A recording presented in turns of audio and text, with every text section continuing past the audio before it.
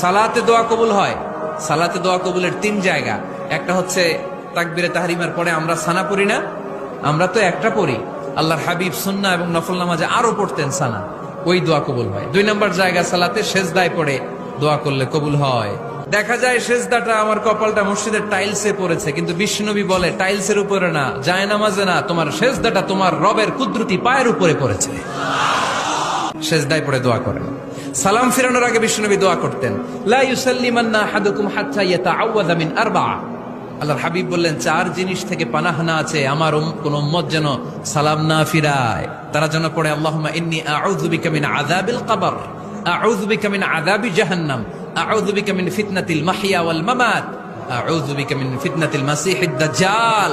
আল্লাহ কবরের আযাব থেকে বাঁচাও, আল্লাহ জাহান্নামের আগুন থেকে বাঁচাও, আল্লাহ জীবন মরণের ফিতনা থেকে বাঁচাও, আল্লাহ দাজ্জালের ফিতনা থেকে বাঁচাও। চিল্লায়ে পড়েন।